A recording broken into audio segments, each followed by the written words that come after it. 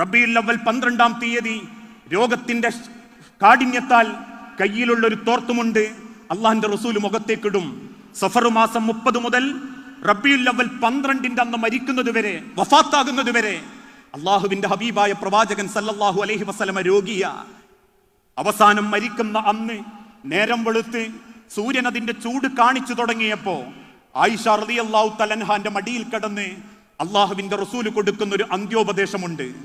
തന്റെ കയ്യിലുള്ള തോർത്തുമുണ്ട് മുഖത്തേക്കിടുകയും മുഖത്തുനിന്ന് വലിച്ചു മാറ്റുകയും ചെയ്യുന്ന അള്ളാഹുവിന്റെ പ്രവാചകൻ സല്ലല്ലാഹു അലൈഹി വസല്ലമയുടെ സങ്കടം കണ്ടപ്പോ ആയിഷ റളിയല്ലാഹു തആല അൻഹ ചോദിക്കുന്നുണ്ട്, റസൂലേ, എന്താ നിങ്ങൾക്ക് പറ്റിയത്? ഇക്കഴിഞ്ഞ 12 ദിവസവും ഞങ്ങൾ കാണാത്തൊരു വേദന നിങ്ങളെ മുഖത്ത് ഞങ്ങൾ കാണുന്നുണ്ട് റസൂലേ. സങ്കടം കൊണ്ട് വിങ്ങിപ്പൊട്ടുന്ന സഹാബത്തിന്റെ മുഖത്ത് നോക്കി ആയിഷ റളിയല്ലാഹു തആല അൻഹയോട് അന്ന് ഹബീബായ നബി തങ്ങൾ പറഞ്ഞൊരു വാക്കുണ്ട്. ആകാശത്തേക്ക് വിരൽ ചൂണ്ടി അള്ളാഹിന്റെ റസൂല് പറഞ്ഞ അവസാനത്തെ വാക്കിങ്ങനെയാ, അല്ലാഹുവേ അല്ലാഹുമ്മ അഗ്നി അലാ സക്കറാത്തിൽ മൗത്ത് ഇന്നലിൽ മൗത്തി സക്കറാത്ത്. മരണത്തിന് വല്ലാത്ത വേദനയുണ്ടായിഷ, മരണത്തിന് വല്ലാത്ത വേദനയുണ്ടായിഷ. അല്ലാഹുവേ, ആ മരണത്തിന്റെ വേദന എനിക്കൊന്നിങ്ങി കുറച്ച് തരണം പടച്ചോനെ. ഇത് പ്രാർത്ഥിക്കുന്ന തിരുദൂതൻ പെട്ടെന്ന് ബോധം കെട്ടുപോയി. ബോധക്കേടിനിടയിൽ വീണ്ടും അള്ളാഹുവിന്റെ റസൂലുള്ളാന്റെ നാവെന്തോ ചലിക്കുന്നുണ്ട് എന്നറിയുമ്പം സഹാബാക്കൾ ചോദിക്കും, ഉമ്മ, എന്താ റസൂലുള്ളാന്റെ ചുണ്ടുകൾ മന്ത്രിക്കുന്നത്? ആയിഷ റളിയല്ലാഹു തആല അൻഹ എന്ന നമ്മളെ ഉമ്മ റസൂലുള്ളാന്റെ മുഖത്തേക്ക് ചെവി വെച്ച് കേട്ടപ്പോ റസൂലുള്ള പറയുന്നത് ഇങ്ങനെയായിരുന്നു, ലഅനത്തുല്ലാഹി അലൽ യഹൂദി വന്നസാറ, ലഅനത്തുല്ലാഹി അലൽ യഹൂദി വന്നസാറ ഇത്തഖദു ഖുബൂറ അംബിയാഇഹിം മസാജിദ. ജൂത ക്രൈസ്തവന്മാരെ അല്ലാഹു ശപിച്ചിരിക്കുന്നു. എന്തിന്റെ പേരിൽ? ഇത്തഖദു ഖുബൂറ അംബിയാഇഹിം, അവരുടെ അമ്പിയാക്കൾ മരണപ്പെടുമ്പോ ആ കബറുകൾക്ക് മുകളിൽ അവർ ആരാധനകൾ അർപ്പിച്ചിരുന്നു. ആ കബറിന്റെ മേലെ അവർ ബന കെട്ടിപ്പൊക്കിയിരുന്നു. ആ കബറിന്റെ അരികിൽ അവർ പ്രാർത്ഥനക്ക് ചെന്നിരുന്നു. അതുകൊണ്ട് ഉമ്മത്തെ, എന്റെ കബറിനെ നിങ്ങൾ ആരാധിക്കരുതേ. ലോകം കണ്ട ഏറ്റവും നല്ല പ്രവാചകൻ, അഷ്റഫുൽ ഖൽക്ക്, ഒരു പാപം ചെയ്യാത്ത റസൂലുള്ള, മക്കയിൽ ഓരോ കുടുംബത്തിനും പ്രിയപ്പെട്ട റസൂലുള്ള, ഇന്നും ലോകത്തിന്റെ ഐഡന്റിറ്റിയായി, നന്മയുടെ ചൂണ്ടുപലകയായി ലോകമാദരിക്കുന്ന പ്രവാചകന്റെ അവസാനത്തെ വാക്കിങ്ങനെയാ, ലാ തജ്അൽ ഖബരി ഇദാ. റബ്ബേ, എന്റെ കബറിനെ നീ അങ്ങനെ ഒരു ആഘോഷ സ്ഥലമാക്കി മാറ്റരുതേ റബ്ബേ. എന്റെ കബറിനെ നീ ഒരിക്കലും ഒരു ആരാധനയുടെ സ്ഥലമാക്കി മാറ്റരുതേ റബ്ബേ. എന്നിട്ടും മതിവരാത്ത അള്ളാഹുവിന്റെ റസൂല് ആയിഷ റളിയല്ലാഹു തആല അൻഹാന്റെ മടിയിൽ കിടന്ന് സഹാബത്തിനോട് പറയുന്നുണ്ട്, സഹാബത്തെ, ലാ തജ്അൽ ഖബരി വസനൻ യുഅബദ്, ഒരിക്കലും എന്റെ കബറിന്റെ അടുത്ത് നിങ്ങൾ എന്നെ ഇബാദത്ത് ചെയ്യാൻ വരരുത്. ഈ പഠിപ്പിച്ച റസൂലുള്ളാന്റെ അനുയായികൾക്ക് എങ്ങനെയാ അജ്മീർക്ക് പോകാൻ പറ്റുക? എങ്ങനെയാ നാഗൂർക്ക് പോകാൻ പറ്റുക? എങ്ങനെയാ സിഎം മക്കാമിലേക്ക് പോകാൻ പറ്റുക? എങ്ങനെയാ ഉള്ളാള് തങ്ങൾക്കടിയിലേക്ക് പോകാൻ പറ്റുക? എങ്ങനെയാ ബദരീങ്ങളെ കാക്കണേ എന്ന് വിളിച്ചു പറയാൻ പറ്റുക? എങ്ങനെയാ മമ്പർത്തെ തങ്ങളെ രക്ഷിക്കണേ എന്ന് പറയാൻ പറ്റുക?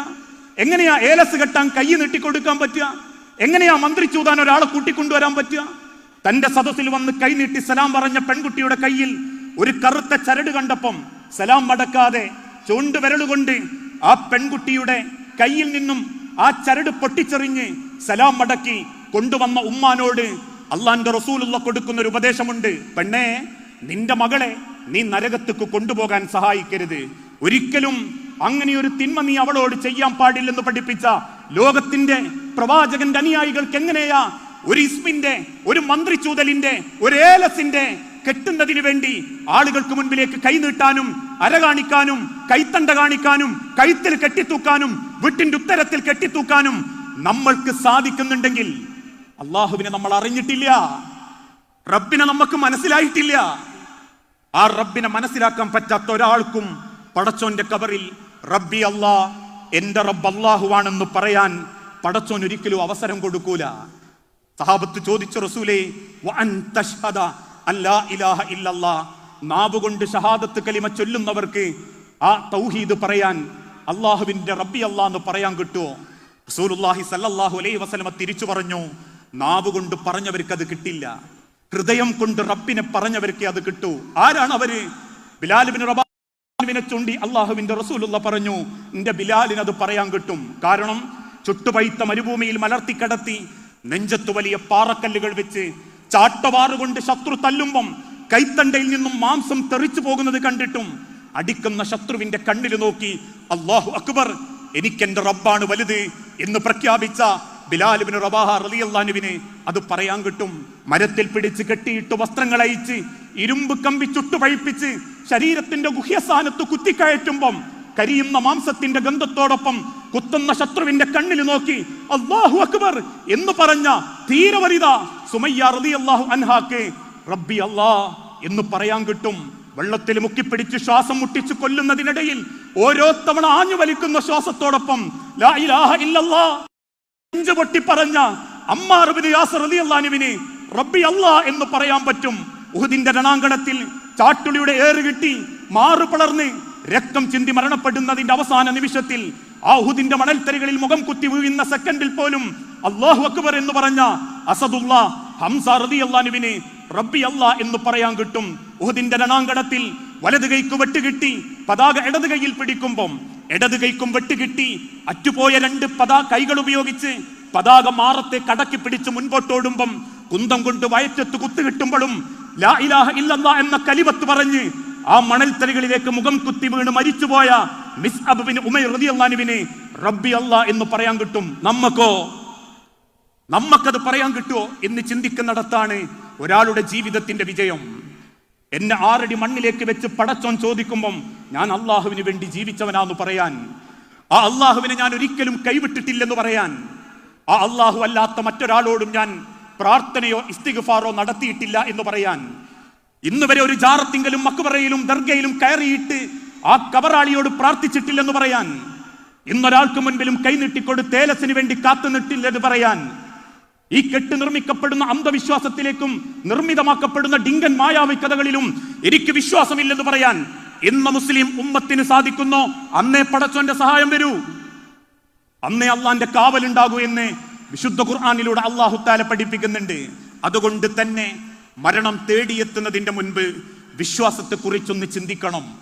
വെറും കൂലികളായി റാൻമൂളുന്ന മൂളിപ്പാളുകളായി മാറാൻ എന്റെ വിശ്വാസത്തെ എനിക്കെന്റെ റബ്ബിൽ വിശദീകരിക്കണമെങ്കിൽ എനിക്കതിനെപ്പറ്റി അറിവുണ്ടാകണം, ഞാൻ പഠിക്കണം. അതുകൊണ്ടാ റബ്ബ് പഠിപ്പിച്ചതും പ്രവാചകനിലൂടെ തൊലബൽ ഇൽമു ഫരീളത്തുൻ അലാ കുല്ലി മുസ്ലിമിൻ വ മുസ്ലിമത്തിൻ. അറിവ് അന്വേഷിക്കുക, പഠിക്കുക എന്നുള്ളത് ഓരോ മുസ്ലിമിന്റെയും ബാധ്യതയാ. ഖത്തർ ഇന്ത്യൻ ഇസ്ലാഹി സെന്ററിലെ ഒരു പറ്റം ചെറുപ്പക്കാരും ഒരു പറ്റം നേതാക്കന്മാരും ഈ ഉമ്മത്തിനെ അറിവ് പഠിപ്പിക്കാൻ വേണ്ടി 5ാമത്തെ സംഗമം നടത്തുന്നുണ്ടെങ്കിൽ ഈ 5 സംഗമത്തിനിടയിൽ തൗഹീദ് എന്തെന്ന് തിരിയാനും തിരിച്ചറിയിച്ചു കൊടുക്കാനും ഇപ്പോഴും ജാറത്തിൽ പോയി മക്ബറ മൂടി അന്ധവിശ്വാസത്തിലും അനാചാരത്തിലും ജീവിക്കുന്ന സ്വന്തം കുടുംബത്തിലും സ്വന്തം വീട്ടിന്റെ ഉള്ളിലും തൗഹീദ് പറയാൻ നമ്മളെ കൊണ്ട് പറ്റിയിട്ടില്ലെങ്കിൽ വമാ ഖദറുല്ലാഹ ഹഖ്ക ഖദരിഹി, നിങ്ങൾക്ക് അള്ളാനെ തിരിഞ്ഞിട്ടില്ല, നിങ്ങൾക്ക് അള്ളാനെ മനസ്സിലായിട്ടില്ല. ആ റബ്ബ് ചോദിക്കുന്ന ഒരു ചോദ്യമുണ്ട്, അഫമിൻ ഹാദൽ ഹദീസ് തഅജബൂൻ, നിങ്ങൾക്ക് അത്ഭുതം തോന്നുന്നുണ്ടോ? അള്ളാന്റെ ഖുർആൻ കേട്ടിട്ട് നിങ്ങൾക്ക് അത്ഭുതം തോന്നുന്നുണ്ടോ? ആകാശങ്ങൾ പൊട്ടിപ്പളരുമെന്നും സമുദ്രങ്ങൾ തിളച്ചുമറിയുമെന്നും ആകാശങ്ങളിലുള്ളത് ഉതിർന്നു വീഴുമെന്നും ഭൂമിക്കുള്ളിലുള്ളത് പുറത്തേക്ക് തള്ളുമെന്നും മാസം തികയാതെ ഗർഭിണികൾ പ്രസവിച്ചു പോകുമെന്നും മുലയൂട്ടുന്ന പൈതലിനെ ഉമ്മമാര് വലിച്ചെറിയുമെന്നും മനുഷ്യനെ കൊന്നു തിന്നാൻ കാത്തു നിൽക്കുന്ന ഭയാനകമായ ജന്തുക്കൾ വട്ടം കൂടി ഭയപ്പെടുകയും ചെയ്യുന്ന ഒരു ദിവസത്തെ അഫമിൻ ഹാദൽ ഹദീസി തഅജബൂൻ, മറന്നോ ഉമ്മത്തെ നിങ്ങൾ? വതൽഹഖൂൻ, നിങ്ങൾക്ക് ചിരിക്കാൻ തോന്നുന്നുണ്ടോ? അത് സംഭവിക്കുവോ സംഭവിക്കാതിരിക്കുവോ എന്ന് തോന്നുന്നുണ്ടോ നിങ്ങൾക്ക്?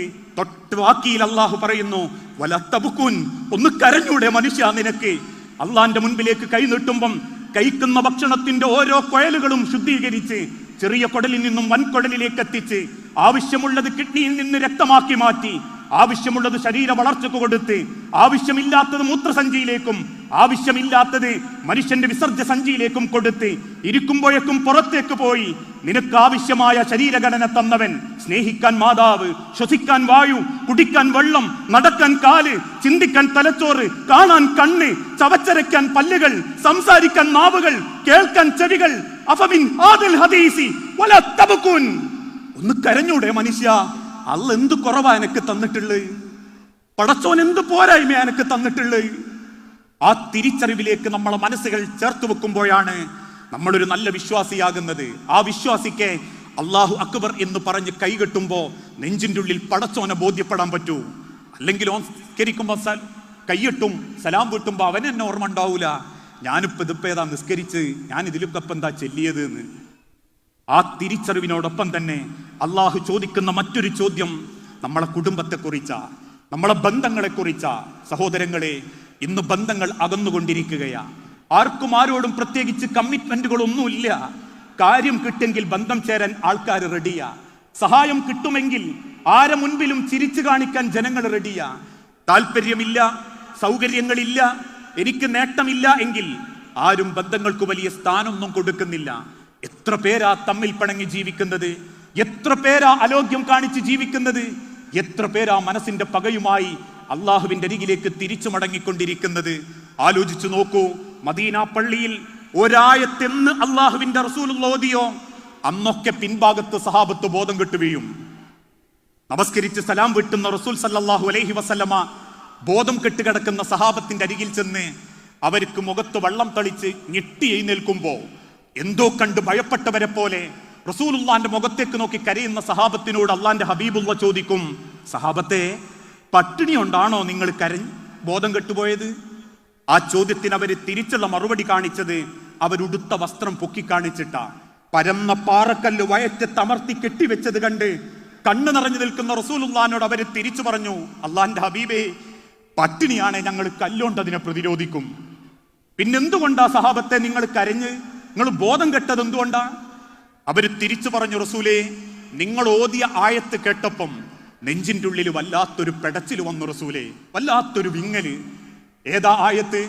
യാ അയ്യുഹല്ലദീന ആമനൂ ഖൂ അൻഫുസകും വഅഹ്ലീകും നാറാ വഖൂദുഹൻ നാസു വൽ ഹിജാറ അലൈഹാ മലായികത്തുൻ ഖിലാദുൻ ശിദാദുൻ ലാ യഅസൂനല്ലാഹ മാ അമറഹും വയഫ്അലൂന മാ യുഅ്മറൂൻ. യാ അയ്യുഹല്ലദീന ആമനൂ, അല്ലയോ സത്യവിശ്വാസികളെ. അല്ലാഹു വിശുദ്ധ ഖുർആനിൽ പലരെയും റബ്ബ് പേരെടുത്ത് വിളിക്കുന്നുണ്ട്. യാ അയ്യുഹൽ കാഫിറൂൻ, കാഫിരീങ്ങളെ, പല വേഷം കെട്ടിയാടുന്ന കാഫിരീങ്ങളെ. യാ അയ്യുഹന്നാസ്, ജനങ്ങളെ. പക്ഷെ റബ്ബ് ഈ ആയത്തിൽ വിളിക്കുന്നത് യാ അയ്യുഹല്ലദീന ആമനു, വിശ്വാസികളെ.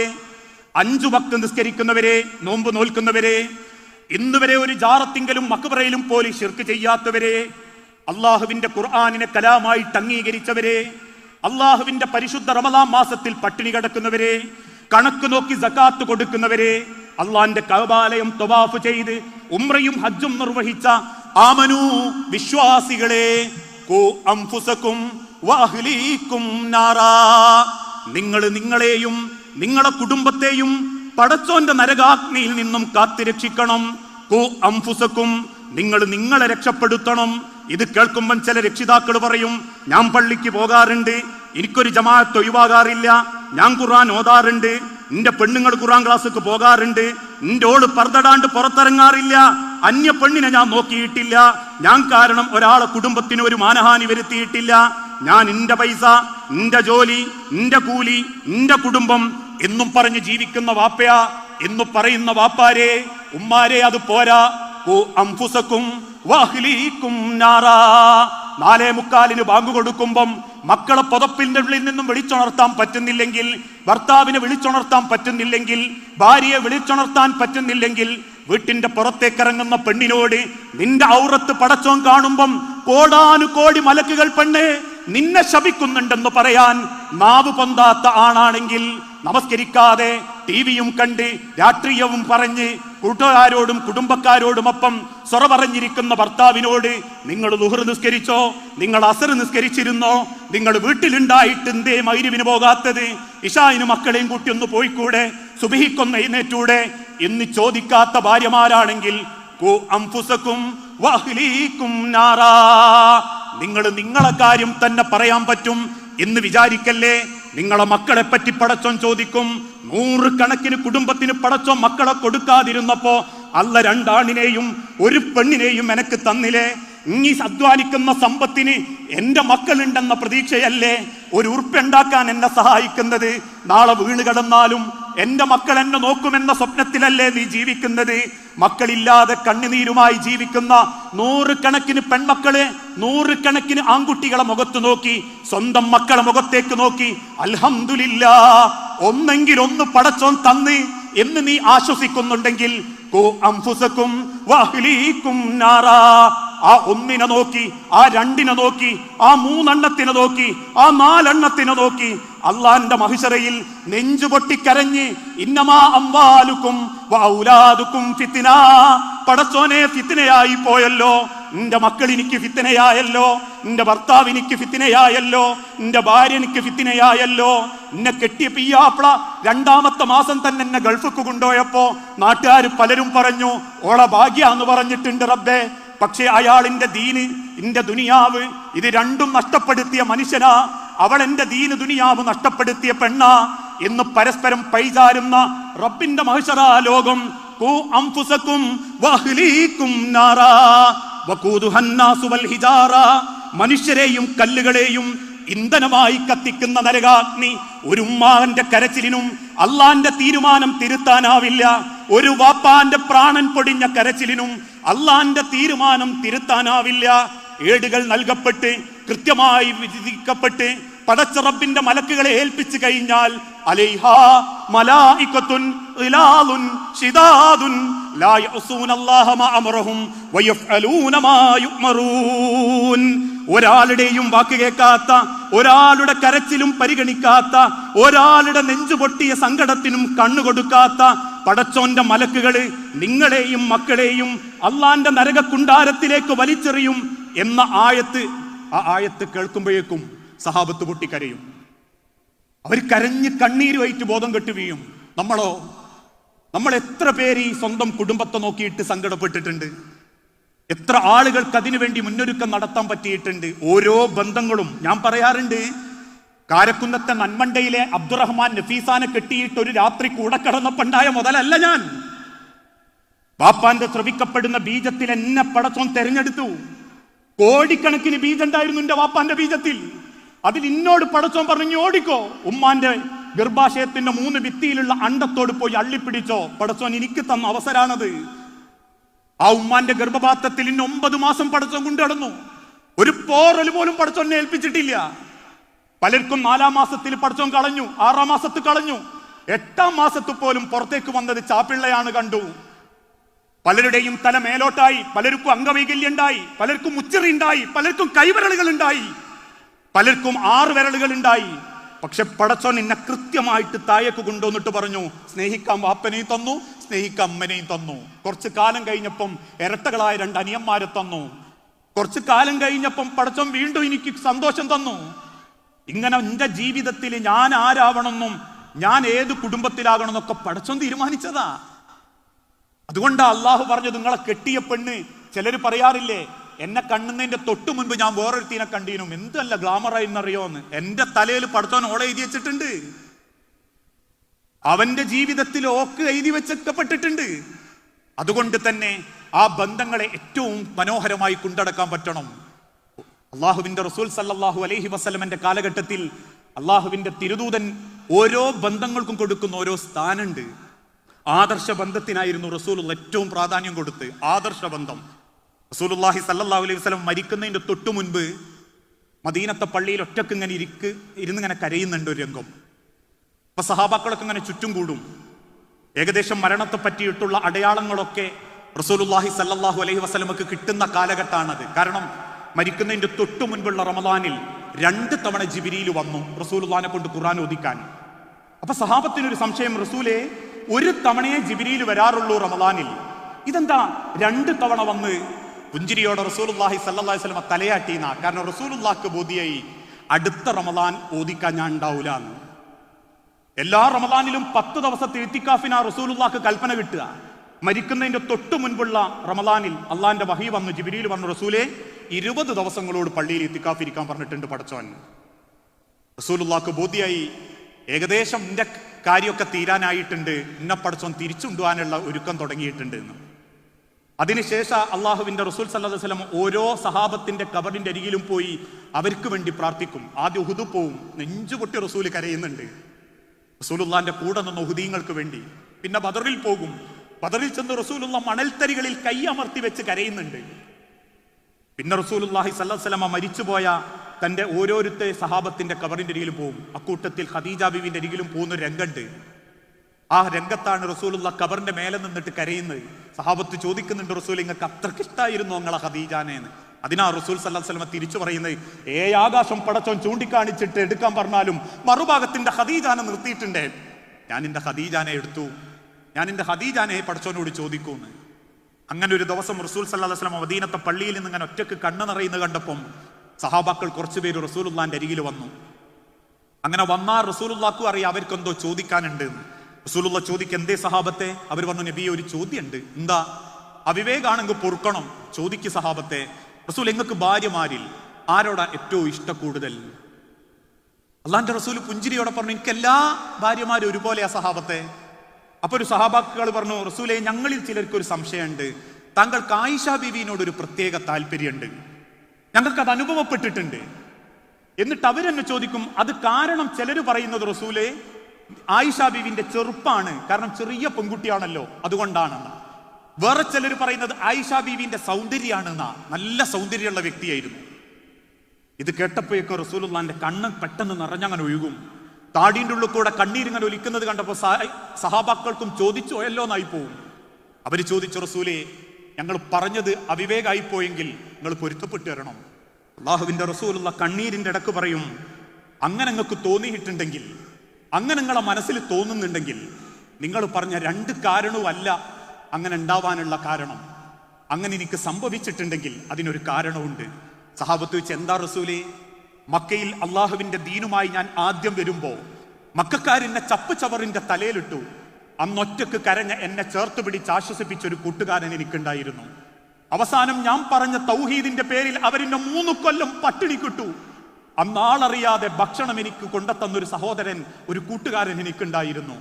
അവസാനം കുടുംബക്കാര് ത്വായിഫെന്ന് കരിങ്കല്ലുകൊണ്ട് എറിഞ്ഞോടിച്ചപ്പോ കണങ്കാല് പൊട്ടി ചോരയൊലിച്ച് ഞാൻ ഈത്തപ്പനയുടെ ചുവട്ടിൽ വന്ന് കണ്ണ് നിറഞ്ഞ് കരയുമ്പം എൻ്റെ അരികിൽ വന്ന് എന്നെ ആശ്വസിപ്പിച്ച ഒരു കൂട്ടുകാരൻ എനിക്കുണ്ടായിരുന്നു. എൻ്റെ നേള് പോലെ ഞാൻ തളർന്നപ്പോഴൊക്കെ എൻ്റെ പിന്നാലെ നിന്ന് എനിക്ക് ഊർജം തന്ന എൻ്റെ അബൂബക്കർ, ആ അബൂബക്കറിന്റെ മോള ആയിഷ. അതല്ലാത്ത ഒരു പരിഗണനയും ഞാൻ ആയിഷക്ക് കൊടുത്തിട്ടില്ല. എനിക്ക് ആയിഷയേക്കാൾ ആയിഷാന്റെ അബൂബക്കറിന്റെ വാപ്പനെയാണ് എനിക്കിഷ്ടം. നോക്കൂ നിങ്ങൾ, റസൂലുള്ളാഹി സ്വല്ലല്ലാഹു അലൈഹി വസല്ലം കൊടുക്കുന്ന ബന്ധങ്ങളൊക്കെ ഒരു സ്ഥാനം. ഇന്ന് അതേ മുസ്ലിം ഉമ്മത്തിൽ പെട്ട ചിലരുടെ സ്വഭാവം എന്താ? ഏട്ടൻ അനിയനെ കണ്ടൂടാ, അനിയൻ ഏട്ടനെ കണ്ടൂടാ, ഏട്ടൻ്റെ ഒക്കെ അനിയൻ്റെ ഓളെ കണ്ടൂടാ, അനിയൻ്റെ ഒക്കെ ഏട്ടൻ്റെ ഓളെ കണ്ടൂടാ, നാത്തൂന് പെങ്ങന്മാരെ കണ്ടൂടാ, പെങ്ങന്മാർക്ക് ആങ്ങളൻ്റെ ഓളെ കണ്ണെടുത്താ കണ്ടൂടാ. എത്ര പേരാ മുഖത്തോട് മുഖം നോക്കാതെ ജീവിക്കുന്നത്, എത്ര പേരാ സലാം പറയാതെ ജീവിക്കുന്നത്, എത്ര പേരാ മുഖത്തൊക്കെ നോക്കുമ്പോൾ നല്ല ചിരിയൊക്കെ ഉണ്ടാകും, ഉള്ളിലുണ്ടാവും സമയം കിട്ടിയാൽ ഞാൻ കാണിച്ചു തരാന്ന്. പകയും വെറുപ്പും വിദ്വേഷവും മനസ്സ് കൊണ്ടിടക്കുക. ഏതുവരെ? 6 മണ്ണിൽ വെക്കുന്നവരെ. എന്നാ പിന്നൊക്കെ കഴിഞ്ഞു എന്നാ ചിലരെ വിചാരം. മരിക്കുന്നവരെ ഇതൊക്കെ കൊണ്ടുനടന്നാ പിന്നെ ആരും ചോദിക്കൂലാലോ എന്ന്. അല്ലട്ടോ, മരിച്ചിട്ട് മക്കൾ വാങ്ങേണ്ടി അല്ല പൊരുത്തം. അങ്ങനെ ഒരു ധാരണ മുസ്ലിം ഉമ്മത്തിന് വേണ്ട. അള്ളാന്റെ റസൂലായ നബി തങ്ങൾ അത് പഠിപ്പിച്ചിട്ടുമില്ല. മദീന പള്ളിയിൽ ഒരു മയ്യത്ത് കൊണ്ടുവച്ചപ്പം കടണ്ടോന്ന് ചോദിച്ചതല്ലാതെ മരിച്ചെടുക്കുന്നവന്റെ പൊരുത്തം തരണേന്ന് മക്കളെ കൊണ്ട് ചോദിപ്പിച്ച ഒരു ഘട്ടം പറയാൻ പറ്റുമോ? ഇന്ന് അങ്ങനെയൊക്കെയാ നാട്ടു നടപ്പ്. ഞാൻ പറയാറുണ്ട്, ഒക്കെ ഇപ്പം എല്ലാവരും മാപ്പോയിക്കലും പൊരുത്തപ്പെടിക്കലും ഒക്കെ വാട്സപ്പിലും പിന്നെ മരിച്ചു കഴിഞ്ഞാലും. ഹജ്ജിനൊക്കെ കിട്ടുമ്പം പിണക്കുള്ളവരോടൊന്നും പറയൂല. പിണക്കില്ലാത്ത ഇളയമനോട് പറയും, ഇളയമന്റെ മക്കളോട് പറയും, മൂത്തമ്മനോട് പറയും, മൂത്തമ്മന്റെ മക്കളോട് പറയും, നാട്ടിലെ സർവ്വ അയൽവാസികളോട് പറയും. പിന്നെ ആരോടാ പിണക്കുള്ളു? മോളെ കെട്ടിയ വീട്ടുകാരോടും മോൻ കെട്ടിയ വീട്ടുകാരോടും. ഓരോട് എന്താ പോയി പറയാത്ത? ഓൾക്ക് മെസ്സേജ് അയച്ചതാ, ഞങ്ങൾക്ക് ഹജ്ജിന് കിട്ടിക്ക് നിങ്ങൾ എന്താ എന്റെ പൊരുത്തപ്പെട്ട് തരണം. എന്നാ പിന്നെ കാടടച്ചൊരു വെടിയായി. ഇപ്പൊ പൊരുത്തം വാങ്ങലൊക്കെ അങ്ങനെയായി മാറിക്കൊണ്ടിരിക്കുക.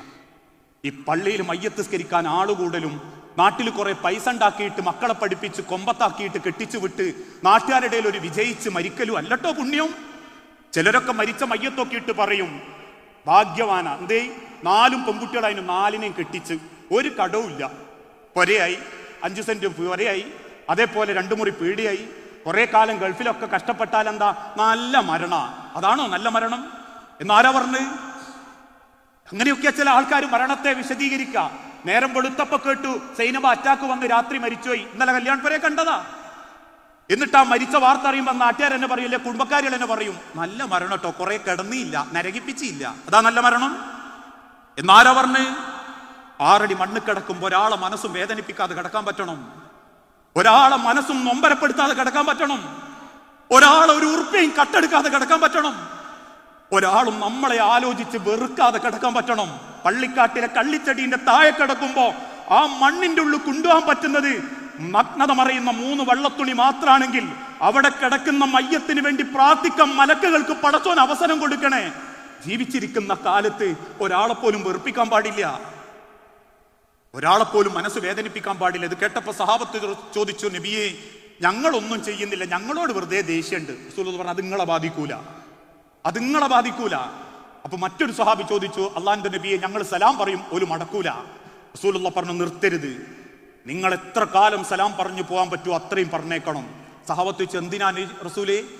അവര് മടക്കാത്ത കാലങ്ങളത്ര, നിങ്ങളോട് അവര് പക കൊണ്ട് നടക്കുന്ന കാലങ്ങളത്രയും നരകത്തിന്റെ ചുടുവെണ്ണീര് അവന്റെ തൊണ്ടയിലൂടെ നിറച്ചിട്ടല്ലാതെ അള്ളാഹു അവനെ വിചാരണക്ക് പോലും വിളിക്കൂല. ഇന്നൊക്കെ ഒരു ഫാഷനാ, ബന്ധങ്ങൾ അകന്നുകൊണ്ടിരിക്കുക, ആർക്കും ആരെയും കണ്ടൂടാ.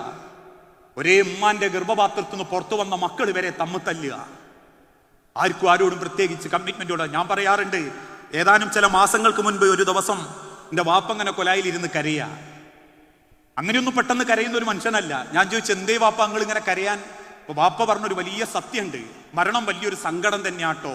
അപ്പൊ ഞാൻ പറഞ്ഞ സങ്കടം തന്നെയാ. അപ്പൊ എന്നോട് പറഞ്ഞു നമ്മളെ മരണമല്ല മറ്റുള്ളവരുടെ മരണം. ഞാൻ ചോദിച്ചു എന്തപ്പ അങ്ങനെ തോന്നാൻ? ഒന്നുമില്ല, എൻ്റെ വാപ്പ ആദ്യം പോയി, കുറച്ചു കാലം കഴിഞ്ഞപ്പോൾ ഉമ്മ പോയി, പിന്നെ എൻ്റെ ഒക്കെ ഒരു ധൈര്യം ഉമ്മാന്റെ ആങ്ങളാരും വാപ്പാന്റെ പെങ്ങന്മാരൊക്കെയും ഓരോരുത്തരായി പോയി. ഇപ്പൊ ആളുള്ളത് ഞാനും മൂത്താപ്പയും ഒരു അനിയനും ഒരു പെങ്ങളുമാണ്. ഞാനിപ്പോ ചിന്തിക്കുന്നത് ഞാൻ ആരാന്നൊക്കെ മറ്റവർക്ക് പറഞ്ഞു കൊടുക്കണേ. ആകപ്പ തെളിവ് 3-4 കണ്ണിയേ ഉള്ളൂ, അതുകൂടി കഴിഞ്ഞാൽ ഞാനും ഉണ്ടാവില്ല. ഞാൻ മണ്ണിന്റെ അടിയിലേക്ക് പോയി കഴിഞ്ഞാൽ ഞാനൊന്നൊരു വ്യക്തി പോലും ഇവിടെ ഉണ്ടായിരുന്നു എന്ന് ആർക്കും ഓർമ്മ ഉണ്ടാവില്ല. എന്നിട്ട് എന്നോട് ചോദിച്ചൊരു ചോദ്യമുണ്ട്, എൻ്റെ അഡ്രസ്സ് പോലും ഇല്ലാണ്ടാകുന്നത് ഞാൻ മണ്ണിന്റെ അടിയിലേക്ക് പോകുമ്പോഴാട്ടോ. സത്യല്ലേ? ഓരോരോ ഭാഗം ഇല്ലാണ്ടാകുമ്പോഴേ നമ്മൾ അതിന്റെ വില അറിയൂ. ഇന്ന് മരിച്ചു കഴിഞ്ഞിട്ട് കൊടുക്കുന്നതാ ഭയങ്കര ആവേശം. മരിച്ചു കഴിഞ്ഞാൽ എന്തൊരു വർത്താനാന്ന എല്ലാവരും നല്ലത് പറയും. ജീവിച്ചിരിക്കുന്ന കാലത്ത് സ്നേഹിക്കാൻ പറ്റണം, മാതാപിതാക്കളോടും മക്കളോടും ഏറ്റവും നീതിയോടെ പെരുമാറാൻ പറ്റണം. ആലോചിച്ചു നോക്കൂ, ഇന്ന് പല കുടുംബങ്ങളും മാതാപിതാക്കൾ ഒറ്റപ്പെട്ടുകൊണ്ടിരിക്കുക. ഒരായുസിൽ മക്കളെ നോക്കിയതിൻ്റെ ഒരു കണക്കും വാപ്പൻ്റെ ഇമ്മൻ്റെ അടുത്തുണ്ടാവില്ല. ഞാൻ ഇന്നലെ അങ്ങോട്ട് കയറുമ്പോൾ പോലും എൻ്റെ മക്കളോട് പറഞ്ഞിട്ടുണ്ട്. എൻ്റെ മൂത്ത മോള് 10ാം ക്ലാസ്സിൽ ഇപ്രാവശ്യം SSLC ജയിച്ചതാ, എല്ലാ കാര്യത്തിലും A+ കിട്ടി ജയിച്ചോളോട് ഞാൻ പറഞ്ഞു, മോളെ എനിക്ക് ചെലവാക്കിയ ഒരു കണക്കും വാപ്പൻ്റെ കയ്യിലില്ല, ഒരു ഉറുപ്പിൻ്റെ കണക്കും എൻ്റെ കയ്യിലില്ല. ഇല്ല, എനിക്ക് 4 മക്കളുണ്ട്. എന്നിട്ട് അവരോട് ഞാൻ പറഞ്ഞിട്ടുണ്ട്, നാളെ വാപ്പക്ക് വയ്യാണ്ടാകുമ്പോൾ ചിലപ്പോൾ മൂത്തോൻ പറയും 3 മാസം നോക്കിക്കഴിഞ്ഞാൽ 3 മാസം അതിലെവിടാ. ഇല്ലേ മൂത്തോൻ്റെ ഓള് പറയും മൂത്തോനോട് നിങ്ങൾ മാത്രം നോക്കിയാൽ മതിയോ, ഓനോളൊക്കെ അത് സുഖമായിട്ട് ജീവിക്കും, നിങ്ങൾക്ക് അവിടെ കൊണ്ട് ചാക്കിക്കൂടെ. അപ്പോൾ ഓള് അറിയും ഞാനും മുയ്യാപ്പളൻ്റെ ഒപ്പം ഗൾഫിക്ക് പോകാൻ നിന്നതാണ്, ഞങ്ങൾക്കിപ്പം നടക്കൂല, മാസമാണ് എന്തേ ഞാൻ അയച്ചുതരാം, ഞങ്ങൾ ഇളയോൻ്റെ പുരയിലാക്കിക്കോ. ഫുട്ബോൾ കോർട്ടിലെ പന്തിന്റെ മാതിരി നോക്കിയ കണക്ക് മക്കൾ പറയുമ്പം ഇവിടെ 4 അവിടെ 3 അവിടെ 20 പാപ്പാക്ക് കഴിഞ്ഞ ഒരു പൈസ രോഗീനെ കാണിക്കാൻ സുഖേടിനെ കാണിക്കാൻ പോയപ്പോൾ ഞാൻ 2000 ഉറുപ്പ്യ ഉണ്ടാക്കി കൊടുത്തതാ, എങ്കിൽ എവിടുന്നാണ് ഞാൻ അവിടെ നിന്ന് വായി കൊടുത്തല്ലേ എന്നൊക്കെയുള്ള കണക്ക് പറച്ചിലായി. പിന്നെ അങ്ങോട്ടും ഇങ്ങോട്ടും വർത്താനായി. മക്കളെ നോക്കി ഒരു കണക്കും ബാപ്പൻ്റെയും ഇമ്മൻ്റെയും കയ്യിലില്ലെങ്കിലും ബാപ്പനെയും ഇമ്മനെയും നോക്കിയ കണക്ക് കറക്റ്റ് മക്കളുടെ കൈമേലുണ്ടാവും. അത് 2 മാസം ആയാലും 3 മാസം ആയാലും. എന്നിട്ട് ഓൻ പടച്ചോന്റെ നേരെ കൈ നീട്ടിയിട്ട് ഖുർആൻ പഠിച്ചിട്ട് പറയാ, ഞാരെ കാണിക്കാനാ ഖുർആൻ ക്ലാസ്സിന് വന്ന്, യാരെ ബോധ്യപ്പെടുത്താനാ സലഫി പർദ്ദയും മഫ്തയിട്ട് നടക്കുന്നത്, ഞാരെ ബോധ്യപ്പെടുത്താനാ ഇസ്ലാമിന്റെ ചിഹ്നങ്ങൾ ശരീരത്ത് കൊണ്ടു നടക്കുന്നത്. എനിക്ക് അള്ളാന്റെ തൃപ്തി വേണോ, എന്റെ വാപ്പനെയും ഇമ്മനെയും തൃപ്തിപ്പെടുത്തണം. എനിക്ക് പടച്ചോന്റെ ദേഷ്യം കാണണോ, വാപ്പന്റെ ഇമ്മന്റെയും ദേഷ്യം കണ്ടാൽ എനിക്ക് ബോധ്യപ്പെടും. നാടൊട്ടുക്കും പടച്ചോനെ തൃപ്തിപ്പെടുത്താൻ മത്സരിച്ചോടുക അള്ളാന്റെ ദീനിന്, അള്ളാന്റെ ദുനിയാവില്. പക്ഷേ സ്വന്തം ജന്മം തന്ന വാപ്പനെയും ഇമ്മനെയും ഒന്നും മനസ്സറിഞ്ഞ് സ്നേഹിക്കാനും ഒന്നറിയാനും പറ്റിയിട്ടില്ലേ അല്ലേ? ഒന്നടുത്തിരുന്ന് കൈ പിടിച്ചിട്ട് സലാം പറഞ്ഞ് എന്തെങ്കിലും ഒരു വെറുപ്പിനോട് ഉണ്ടായിപ്പോയിട്ടുണ്ടെങ്കിൽ അതെനിക്ക് പൊരുത്തപ്പെട്ടിട്ടുമ്മ എന്ന് ചോദിക്കാൻ പോലും സമയം കിട്ടിയിട്ടില്ല. ഒരു ഫോൺ കോൾ പോലും സമയം കിട്ടിയിട്ടില്ലേ? പിന്നാരെ കാണിക്കാനാ മനുഷ്യരെ ഈ മത്സരിച്ച് ജീവിച്ച് വാരി പിടിച്ചോണ്ടിരിക്കണത്? പിന്നെന്തു ഗുണമായി മുതലുകൊണ്ടൊക്കെ നമുക്ക് ഉണ്ടാക്കാൻ പറ്റുക? ഈ പറഞ്ഞതിൻ്റെ അർത്ഥം എല്ലാവരും അങ്ങനെ ആണ് നല്ലട്ടോ. നല്ല നിലക്കുമ്മനെയും വാപ്പനെയും നോക്കുന്നവരുണ്ട്, മാതാപിതാക്കളെ പരിഗണിക്കുന്നവരുണ്ട്, സ്നേഹിക്കുന്നവരുണ്ട്, അവരുടെ കാലിന്റെ ചുവട്ടിലാണ് സ്വർഗമെന്ന് ബോധ്യപ്പെട്ട് അവരെ പരിഗണിക്കുന്നവരുണ്ട്. എന്തൊക്കെ സഹിക്കേണ്ടി വന്നാലും കെട്ടിയ പെണ്ണ് വെറുക്കുമ്പോൾ പോലും അവളെ ചേർത്ത് നിർത്തി, സാരല്ല നാളെ എനിക്കും ഇങ്ങനത്തെ ഒരു ഗതി വരുമ്പോൾ നമ്മൾ സങ്കടപ്പെടാതിരിക്കണേ, എൻ്റെ വാപ്പനെയും ഇനി നോക്കണമെന്നും എൻ്റെ വാപ്പനെയും ഇനി പോയി നോക്കണമെന്നും പറയുന്ന ഭർത്താക്കന്മാരും ഉണ്ട്.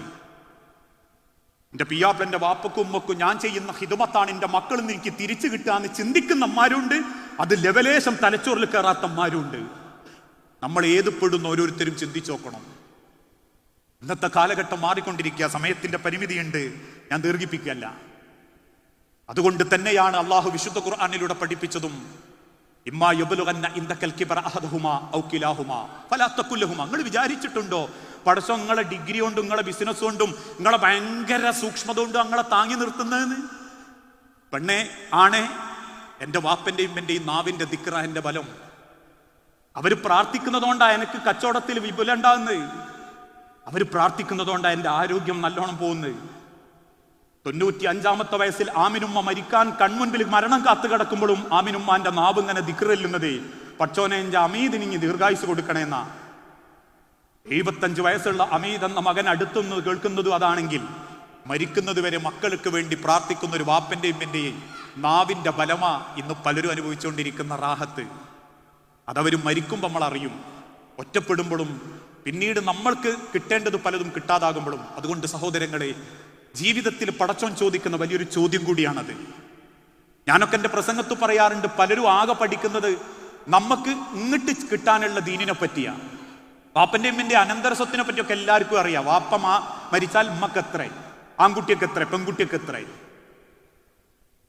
പക്ഷെ വാപ്പ മരിച്ചാൽ ഉമ്മാനാർക്കാ ആ അനന്തര സ്വത്ത് എന്താണെന്നറിയോ? ലോകത്തൊരു മകന് കിട്ടുന്ന ഏറ്റവും വലിയ അനന്തര സ്വത്ത് വാപ്പൻ്റെ ഉമ്മനെയാ. ഒരു മോന് കിട്ടുന്ന ഏറ്റവും വലിയ അനന്തര സ്വത്ത്, അതിനേക്കാളും വലിയൊരു സ്വത്ത് ഒരു മോന് കിട്ടാനില്ല എന്നാ. ആ സ്വത്ത് ആർക്കും വേണ്ട. അത് ഉമ്മ പോയ വാപ്പനെ ആർക്കും വേണ്ട. അവരെ മുതലും സമ്പത്തും ഒക്കെ മതി എന്നുള്ളൊരു തീരുമാനം. അതുകൊണ്ട് സൂക്ഷിക്കണം. അതോടൊപ്പം തന്നെ മാതാപിതാക്കളോടും മക്കൾക്കിടയിൽ ഒരിക്കലും വേർതിരിവ് കാണിക്കരുത്. ഓരോ മക്കളോടും ഓരോ സ്വഭാവത്തിലും മരുമക്കളോട് പോലും വേർതിരിവ് കാണിക്കുന്നവരുണ്ട്. പ്രവാചകൻ സല്ലല്ലാഹു അലൈഹി വസല്ലമന്റെ കാലഘട്ടത്തിൽ അള്ളാഹുവിന്റെ തിരുദൂതന്റെ അരികിൽ വന്ന് 4 മക്കളുള്ള ഒരു സ്വഹാബി ഒരു മകന് മാത്രം ഒട്ടകത്തെ കൊടുത്തപ്പോ റസൂലുള്ളാഹി സ്വല്ലല്ലാഹു അലൈഹി വസല്ലം ദേഷ്യത്തോടെ പറയുന്നുണ്ട്, 4 ആൾക്കും കൊടുക്കണം, അല്ലെങ്കിൽ തിരിച്ചു വാങ്ങിവാ.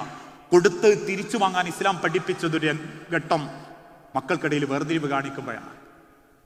ഇന്ന് ചെറുപ്പത്തിലെ മക്കൾക്കിടയിൽ ആ ഒരു അരക്ഷിതാവസ്ഥ ഉണ്ടാവുന്നുണ്ട്. ഞാനൊക്കെ ഈ കുടുംബത്തിന്റെ പ്രശ്നത്തിൽ ചർച്ച ചെയ്യാൻ പോകും ഇടക്കിടക്ക്. ഏതെങ്കിലും കുടുംബത്തിലൊക്കെ ഭയങ്കര പ്രശ്നം ഉണ്ടാകുമ്പോൾ ഇത് സംസാരത്തിന്റെ ഇടക്ക് ചില മക്കൾ പറയും, ഉമ്മക്കല്ലെങ്കിലും ചെറുപ്പത്തിലെ എന്നോട് അങ്ങനെ ഒരു സ്വഭാവ, ഞാൻ എന്ത് ചെയ്താലും ഉമ്മ വേഗം കാണും, ഞാൻ കുറ്റപ്പെടുത്തും. അനിയൻ ചെയ്ത അമ്മക്ക് അത് പ്രശ്നമല്ല, പെങ്ങള് ചെയ്ത അമ്മക്ക് അത് പ്രശ്നമല്ല. അല്ലെങ്കിലും വാപ്പക്ക് എനിക്കൊന്നും തരണമെന്നില്ല, അവർക്കൊക്കെ എന്തെങ്കിലും ചെയ്തു കൊടുക്കണമെന്നേ വാപ്പക്കുള്ളൂ. മക്കൾക്കിടയിൽ ചെറുപ്പത്തിലുള്ള ആ വേർതിരിവ് വരെ മക്കളെ മനസ്സിലുണ്ടാകുന്നുണ്ട്. നിങ്ങൾ അറിയാഞ്ഞിട്ടാ, അതവരെ മനസ്സിലുണ്ടാവുന്നുണ്ട്. ആ വേർതിരിവ് പോലും മക്കളോട് കാണിക്കരുതെന്ന് പഠിപ്പിച്ച റസൂലുള്ളാഹിന്റെ അനുയായികളാണെങ്കിൽ ഓരോ മക്കളെയും അവർക്ക് കൊടുക്കേണ്ട പരിഗണന കൊടുത്ത് അവരെ എല്ലാവരെയും നമ്മളെ സ്വപ്നത്തിന് വേണ്ടിയിട്ടല്ല, വഴിപ്പഴച്ചു പോകാതെ അവരെ സ്വപ്നത്തിന് ചേർന്ന് നിൽക്കണം. 1 കോടി ഉറുപ്പ്യന്റെ ജോലി വാങ്ങുന്നവനേക്കാൾ ഒരു വക്തം നിസ്കരിച്ച കൂലി കിട്ടുന്ന വാപ്പയാവണം എന്ന് ചിന്തിക്കുന്നിടത്ത രക്ഷിതാവിന്റെ കോളത്തിൽ ഒപ്പിടാനുള്ള ഒരു യോഗ്യത വാപ്പക്കുമ്പക്കുണ്ടാകുന്നത്. അല്ലെങ്കിൽ മക്കൾ ഫിത്തനയായി മാറുന്ന പരലോകത്ത് നെഞ്ചുപൊട്ടി കരയേണ്ടി വരും. അള്ളാന്റെ മുൻപിൽ ഹാജരാക്കപ്പെടുമ്പോ മക്കൾ പറയും, പടച്ചോനെ നീ ഞങ്ങൾക്ക് തന്ന ഏറ്റവും വലിയ ഫിത്തന എന്താണെന്നറിയോ? ഈ വാപ്പന്റെ മോനായി ജനിക്കേണ്ടി വന്നതാ, ഈ ഉമ്മാന്റെ മക്കളായി ജനിക്കേണ്ടി വന്നതാ. അന്ന് വിരളിന്റെ അറ്റം കടിച്ച് വീർപ്പ് മുട്ടി കണ്ണു നിറഞ്ഞു നിൽക്കുന്ന വാപ്പനെ ഇമ്മനെ നോക്കിയിട്ട് അതേ മക്കൾ പറയും, ഞങ്ങളോട് ദീനീപരമായിട്ട് പെരുമാറാത്ത പഠിപ്പിക്കാത്ത ഈ മാതാപിതാക്കളെ കാലിന്റെ ചുവട്ടിൽ വെച്ച് തന്നാൽ തഹ്താഖുദാമിന ചവിട്ടി അരക്കായിരുന്നു റബ്ബേന്ന്. അന്ന് നമ്മൾ കരയാതിരിക്കണമെങ്കിൽ മക്കളെയൊക്കെ ഒന്ന് ശ്രദ്ധിക്കണം. കാലഘട്ടമാണ് ഇപ്പോൾ, പ്രത്യേകിച്ച് ഈ കാലഘട്ടം. ലിബറൽ ചിന്താഗതികളും സ്വവർഗരതിയും ഗേസെക്സും LGBTQ മക്കളെ മനസ്സിനെ സ്വാധീനിച്ചു തുടങ്ങി. അതുകൊണ്ട് ആ പെണ്ണിനെ കെട്ടുന്നത്, ആണിനെ കെട്ടുന്നത് ഇതൊന്നും ഒരു സുപ്രഭാതത്തിൽ ഉണ്ടാവുന്നതല്ല. 2 പെൺകുട്ടികൾ കല്യാണം കഴിച്ചപ്പം പത്രക്കാർ ചോദിച്ചു, എന്താ ഇപ്പൊ പെണ്ണുങ്ങളെ കെട്ടാനുള്ള കാരണം? പെൺകുട്ടികൾ ആവേശത്തോടെ 5 വക്ത് നിസ്കരിക്കുന്ന വാപ്പാന്റെ അമ്മാന്റെ മക്കളാ. ആ മക്കൾ പത്രക്കാരോട് തിരിച്ചു പറഞ്ഞ മറുപടി എന്താ? ഇങ്ങനെയാകുമ്പോ പിന്നെ സുഖാണല്ലോ, പ്രസവിക്കണ്ട, മുലയൂട്ടണ്ട, ഗർഭം ധരിക്കണ്ട, കുടുംബം നോക്കണ്ട. My body my choice, individual freedom, ഞങ്ങൾക്ക് പക്ഷികളെ പോലെ പറന്നു നടക്കാം. ലിബറൽ ചിന്താഗതികൾ കുടുംബത്തിന്റെ അടിവേരിറക്കുന്ന കാലഘട്ട. അതുകൊണ്ട് തന്നെയാണ് ചുണ്ടിനടിയിൽ തിരികുന്നതും മൂക്കിലേക്ക് വലിച്ചു കയറ്റുന്നതും നാവിനടിയിൽ തിരികെ വെക്കുന്നതും അതിനേക്കാളേറെ ഞരമ്പുകളിൽ കുത്തിത്താഴ്ത്തുന്നതൊക്കെ ആണത്താണ് ഇന്നത്തെ കാലഘട്ടത്തിൽ. കയറി ചെല്ലുന്ന ക്യാമ്പസുകളിലെ ചുവരിൽ ലൈംഗിക ബന്ധത്തിൽ ഏർപ്പെടുന്ന ഒരു ആണിന്റെയും പെണ്ണിന്റെയും ചിത്രം കാണിച്ചിട്ട് മക്കളോട് പറയാ, നീയും ഞാനും വന്ന വൈ അശ്ലീലല്ല, അതുകൊണ്ട് വേണേ ഇതൊക്കെ കഴിഞ്ഞിട്ട് പോയാൽ മതി, ഡേറ്റിംഗ് എന്നുള്ളൊരു പേരിട്ടാ മതി. മക്കൾ ഇഷ്ടപ്പെടാൻ തുടങ്ങിയില്ലേ? മക്കളത് ആഗ്രഹിച്ചു തുടങ്ങിയില്ലേ? കേരളത്തിലുള്ള 18% ക്യാമ്പസുകളിലും പരസ്പര ബന്ധത്തിലേക്ക് ഏറ്റവും ആവേശത്തോടെ ചേക്കേറുന്ന ഒരു കാലഘട്ടമാണെന്ന് ഇന്നത്തെ സർവേ ഫലം നമ്മളെ ബോധ്യപ്പെടുത്തി തന്നു. ആലോചിച്ചു നോക്കൂ. അതിനേക്കാൾ ഏറെ നിരീശ്വരവാദം, യുക്തിവാദം മക്കളെ മനസ്സിലെത്തി. ഏതാനും ചില മാസങ്ങൾക്ക് മുൻപ് മുസ്ലിം കുടുംബത്തിലെ ചെറുപ്പക്കാരൻ ഒരു മീഡിയന്റെ മുൻപിൽ എഴുന്നേറ്റ് നിന്നിട്ട് പറഞ്ഞില്ലേ, ഔദു ബി ഡിങ്കനാഹി, ഞങ്ങൾക്ക് ഡിങ്കനിൽ ശരണം. പത്രക്കാരൻ ചോദിച്ചു, അതെന്താ അങ്ങനെ? ഒന്നുമില്ല, ആകാശത്തു കൂടെ പോകുന്ന ഫ്ലൈറ്റിനെ പിടിച്ചിറക്കുന്നതിനേക്കാളും തീവണ്ടീനെ താങ്ങി നിർത്തി ഗുണദോഷിക്കുന്നതിനേക്കാളും, അല്ലെങ്കിൽ ആ നടുക്കടലിൽ പസഫിക് സമുദ്രത്തിൽ കപ്പലിൽ കേടായി കിടക്കുന്ന സമയത്ത് കടലിന്റെ നടുക്കൂടെ നടന്നു വന്ന് എഞ്ചിന് 2 തട്ട് തട്ടി ഷെയ്ഖുനാന്റെ 100 കുത്തുബിയെ തോതിയാ മതി എന്ന് പറഞ്ഞ് വിട്ടതിനെക്കാട്ടൊക്കെ നല്ല ഏത് തന്നെയാ? ബാലമംഗലത്തിലെ ഡിങ്കനും മായാവിയൊക്കെ തന്നെയാ. ഔദു ബി ഡിങ്കനാഹി. ലിബറലിസവും നിരീശ്വരവാദവും യുക്തിവാദവും മക്കളെ മനസ്സ് ചേക്കേറിക്കൊണ്ടിരിക്കുക. അറിഞ്ഞിട്ടുണ്ടോ? നിങ്ങൾ ചോദിച്ചിട്ടുണ്ടോ നിങ്ങളെ മക്കളോട്? എത്ര വാപ്പാര് മക്കളെ അടുത്ത് വിളിച്ച് ചോദിച്ചിട്ടുണ്ട്, മക്കളെ നിങ്ങളെ വിശ്വാസം എന്താണ്, നിങ്ങളെ ദീൻ എന്താണ്? ഇതൊക്കെ ചോദിക്കേണ്ട കാലഘട്ട കൺമുൻപിലുള്ളത്. മുവഹിദായ മുസ്ലിമായ വാപ്പാന്റെ മക്കൾ പലരും അന്ധവിശ്വാസത്തിലും നിരീശ്വരവാദത്തിലേക്കും മതനിരാസതയിലേക്കും ചേക്കേറിക്കൊണ്ടിരിക്കുക. നമ്മൾ പൈസ ഉണ്ടാക്കാനെന്ന ഓട്ടത്തിലേ കൂടെ ഒലിച്ചു പോകുന്നത് കുടുംബത്തിന്റെ അടിവേരാന്നൊക്കെ ഒന്ന് ചിന്തിക്കണം. ആ ബന്ധങ്ങളിൽ ഏറ്റവും മനോഹരമായ മറ്റൊരു ബന്ധമാണ് ഭാര്യാഭർത്തൃ ബന്ധം. അതും കൂടി പറഞ്ഞ് ഞാൻ അവസാനിപ്പിക്കാം. ഭാര്യാഭർത്തൃ ബന്ധങ്ങൾ എന്നൊക്കെ പറയുമ്പം എല്ലാവർക്കും എല്ലാ സൗകര്യങ്ങളും ഉണ്ട്. പക്ഷെ സ്വൈര്യം മാത്രമല്ല. ലോകത്ത് കോടിക്കണക്കിന് ഉറുപ്പ്യ കൊടുത്താൽ കിട്ടാത്ത ഒരൊറ്റ സാധനം പടച്ചോൻ ദുനിയാവിൽ വെച്ചിട്ടുള്ളൂ: സമാധാനം, സ്വൈര്യം. ഉണ്ടായിരുന്നെങ്കിൽ പലർക്കും അത് വാങ്ങാൻ ഇന്ന് ആഗ്രഹമുണ്ട്. ദാമ്പത്യ ജീവിതത്തിൽ ബന്ധങ്ങളിൽ ഏറ്റവും മനോഹരമാക്കുന്ന എന്താണെന്നറിയോ? അത് പൈസയല്ല, അത് കൊട്ടാരല്ല, സൗന്ദര്യമല്ല, മറിച്ച് പരസ്പരം പരിഗണിക്കുന്നതാ.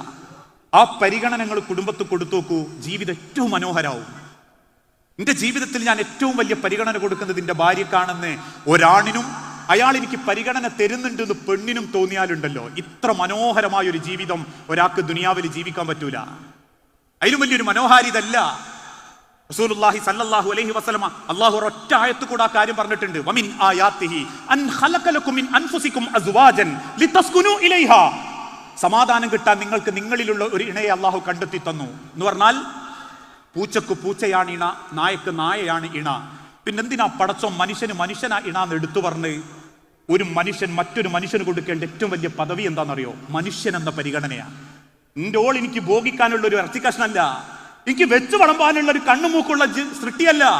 എന്റെ ഭർത്താവ് എന്ന് പറഞ്ഞാൽ നായി നയിക്കുന്ന പോലെ കുണ്ടത്തരാനുള്ള ഒരു കാല് വെച്ച മൃഗം മാത്രല്ല, ഒരു മനുഷ്യനാ, പച്ചക്കരളുള്ള ഒരു മനുഷ്യനാ, സ്നേഹം ആഗ്രഹിക്കുന്ന, തലോടൽ ആഗ്രഹിക്കുന്ന, പ്രേമവും കാരുണ്യവും ആഗ്രഹിക്കുന്ന ഒരാണും പെണ്ണുമാ.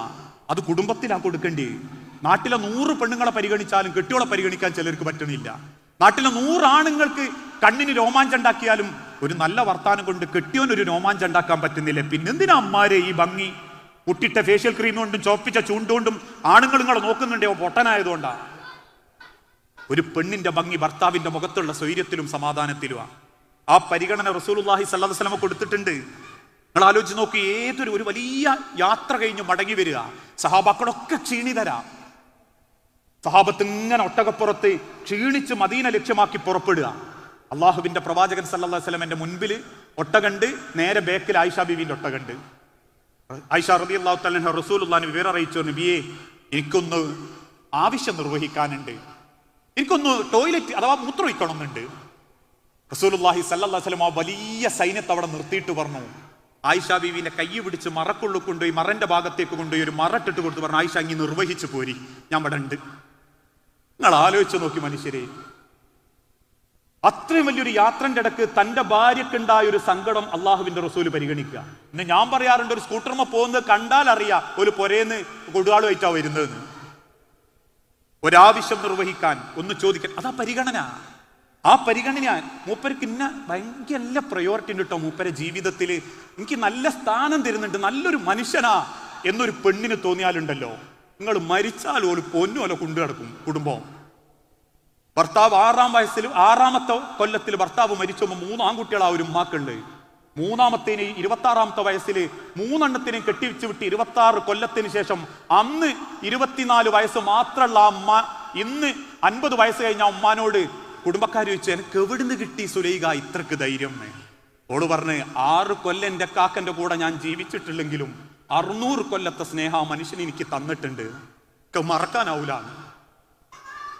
അതുകൊണ്ട് തന്നെ ആ പരിഗണന റസൂലുള്ളാഹി സ്വല്ലല്ലാഹു അലൈഹി വസല്ലം കൊടുത്തു. അള്ളാഹുവിന്റെ റസൂലുള്ള ഒരു യാത്ര കഴിഞ്ഞ് ക്ഷീണിച്ച് വീട്ടിക്ക് വന്നു. ആയിഷ ബീവിനോട് ചെന്തുണ്ട് ആയിഷക്കാരെ കഴിക്കാൻ? നമുക്കൊക്കെ അറിയുന്നതാ. ആകെയുള്ള ഗോതമ്പെടുത്ത് പുഴുങ്ങിക്കൊണ്ടെക്കും. ഒറ്റക്കത് കഴിച്ച് റസൂലുള്ളാഹിന്റെ മുഖം കണ്ടപ്പോഴേക്കും ആയിഷ ബീവി കരയും. കരയുന്ന ആയിഷ ബീവിന്റെ മുഖത്തൊക്കെ റസൂലുള്ള പറയും, കരയല്ലേ ആയിഷ, എന്തെങ്കിലും ഒന്ന് കൂട്ടാൻ വേണം, അല്ലാണ്ട് വയൽ വെക്കാൻ വയ്യ. സുർക്ക കൊണ്ട് ചൊയ്ക്കും. രണ്ടും കൂടി കൂട്ടി ഇങ്ങനെ കുഴക്കുന്നതിൻ്റെ ഇടക്ക് ആയിഷ ബീവി പിന്നെയും കരയും. അള്ളാഹുവിന്റെ റസൂലുള്ള കുറച്ചെടുത്തിട്ട് ആയിഷ ബീവിന്റെ വായിലേക്ക് വെച്ചെടുത്തിട്ട് പറയും, ആയിഷ കരയല്ലേ, സുർക്ക എത്ര നല്ല കൂട്ടാനാന്നറിയോ?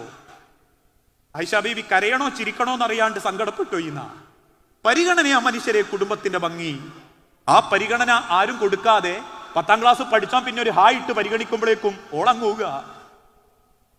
ഓനൊരു ഹായ് കിട്ടുമ്പോഴേക്കും പിന്നെ ഓള് മതി. പരിഗണിച്ചു. ഓൾ എന്നോട് ചോദിച്ചു, നിങ്ങളെന്തോ കഴിച്ചോന്ന്? ഇതൊക്കെ ഞാൻ കുടുംബത്തിന്റെ ചില കാര്യങ്ങൾ കേൾക്കുമ്പോൾ നിങ്ങളോട് പറഞ്ഞു കേട്ടോ. ഞാൻ ചോദിക്കലുണ്ട്, എന്താ ഇപ്പൊ പെണ്ണൊരു ഓളെ പിന്നാലെപ്പാണ്? അല്ല, ഓൾ എന്നോട് ചോദിക്കും, എന്റെ പെണ്ണുങ്ങൾ ഇതുവരെ ചോദിച്ചില്ലെന്ത്, നിങ്ങൾ ഉച്ചക്ക് ചോറ് ഇന്നോ, അല്ലെ നിങ്ങൾക്ക് എന്തോ പ്രയാസം, നിങ്ങൾ ജലദോഷം എന്തായി? എന്നെ ഓള് ഹായ് കഴിഞ്ഞ രണ്ടാമത്തെ ചോദിക്കും, ഇന്നലെ സുഖേട് എനിക്ക് മാറ്റണ്ടോന്ന്. ഓക്കെ ചോദിക്കുന്നതിന് ഒരു കുറവുമില്ല. കാരണം കിട്ടാനുള്ളതൊക്കെ അള്ളിപ്പിടിച്ചെടുക്കാൻ മാത്രം ശ്രമിക്കുന്ന ചില ദുശക്തികളാണത്, ശൈത്താനിയത്താണത്. ഞാൻ അവസാനിപ്പിക്കാം. അതുകൊണ്ട് പ്രിയപ്പെട്ടവരെ, ദാമ്പത്യ ജീവിതത്തിന്റെ മനോഹരം എന്നൊക്കെ പറഞ്ഞാൽ അത് കുറെ പൈസ ഉണ്ടായാലൊന്നല്ല. ഒരുമിച്ച് യാത്ര ചെയ്യലും ഒരുമിച്ച് കിടക്കലും ഒക്കെ തന്നെയാണ്. ഒരിക്കലും മാറിക്കിടക്കരുത് എന്ന് ഇമാം ഗസാലി പറഞ്ഞൊരു ചരിത്രമുണ്ട്.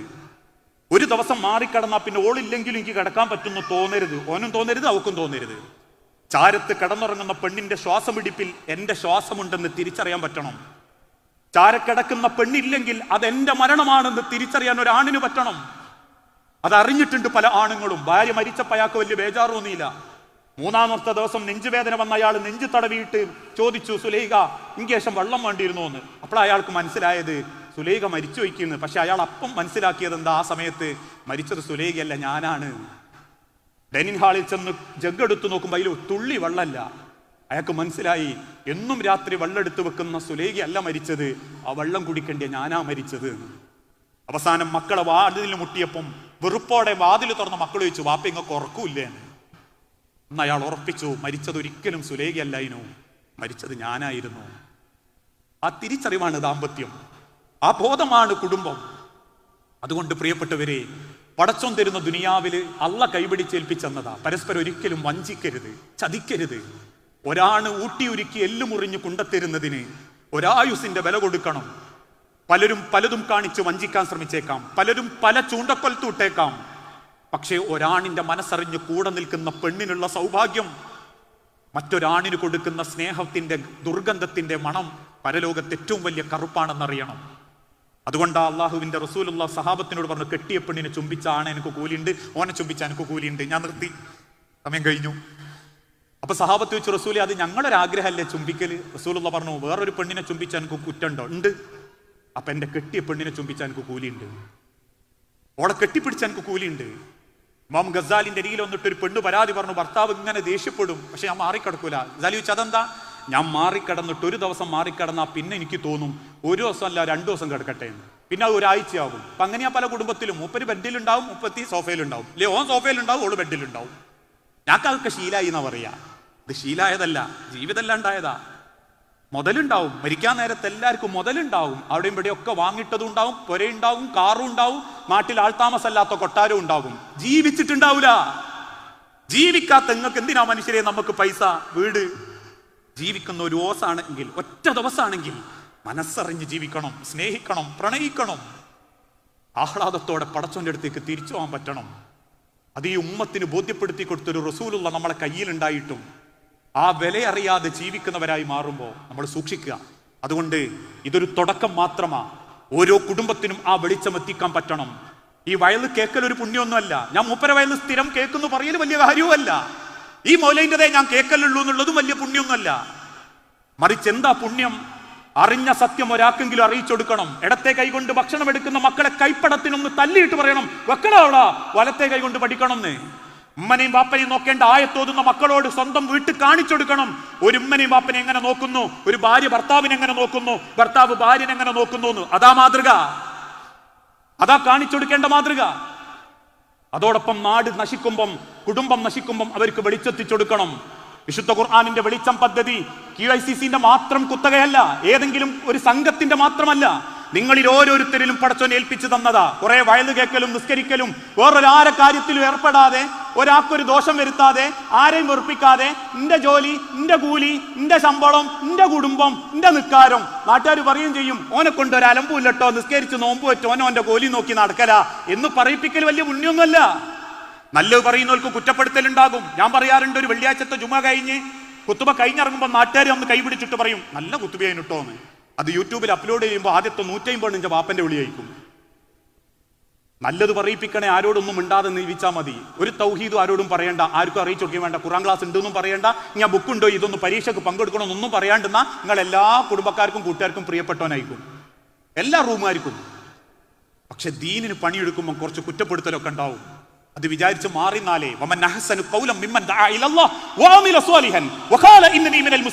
മുസ്ലിമാണെന്ന് നെഞ്ചത്ത് കൈവച്ച് പറയാൻ പറ്റണേ.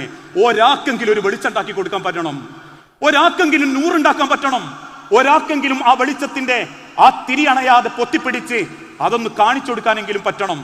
അതിന് പറ്റുന്നില്ലെങ്കിലേ പടച്ചോന്റെ അടുത്തേക്ക് പോകുമ്പം കുറെ മുതലുണ്ടായ വർത്താനല്ലാണ്ട് ഒരാൾക്കെങ്കിലും ഒരു ഇരുട്ടത്ത് വെളിച്ചം ചൂണ്ടിക്കാണിച്ചു കൊടുത്തത് പോലും ഇല്ലാത്ത ഹതഭാഗ്യവാന്മാരായി പോകും. അതില്ലാതിരിക്കാൻ ഈ ഒരു സംഗമം അതിൻ്റെ ഒരു തുടക്കമാകട്ടെ. അറിഞ്ഞ് നിങ്ങൾ പണിയെടുത്താൽ ഈ 5000, ഈ 3000, ഇനി അങ്ങോട്ട് ഓരോരുത്തരും കൈമൈ മറന്ന് പണിയെടുത്ത ഇത് 10,000 ആകും. നാട്ടിലുണ്ട് വെളിച്ചം കിട്ടാത്തവര്, കുടുംബത്തിലുണ്ട്, അയൽപ്പക്കങ്ങളിലുണ്ട്. ഇതൊരു തുടക്കമാകട്ടെ. ഇന്നല്ലാഹ യുഹിബ്ബുൽ ലദീന യുഖാതിലൂന ഫീ സബീലിഹി സഫൻ കഅന്നഹും ബുൻയാനുൻ മർസൂസ്. ചേർത്തു വെക്കപ്പെട്ട കരിങ്കല്ലുകളെ പോലെ, മരത്തടികളെ പോലെ നിങ്ങൾ ഒന്നിച്ചു നിന്നാൽ ഈ ലോകത്തേത് ഇരുട്ടും നിങ്ങൾക്ക് വെളിച്ചമാക്കാൻ പറ്റുമെന്ന റബ്ബിന്റെ വാക്ക് നെഞ്ചോട് ചേർത്ത് പണിയെടുക്കുന്ന മുത്തഖീങ്ങളും മുഅ്മിനീങ്ങളുമാകാൻ ഈ ഒരു വെളിച്ചം സംഗമം ആ കാരണമാവട്ടെ എന്ന് ആത്മാർത്ഥമായി പ്രാർത്ഥിച്ച് വസല്ലല്ലാഹു അലാ നബീന. അസ്സലാമു അലൈക്കും വറഹ്മത്തുള്ളാഹി വബറകാതുഹു.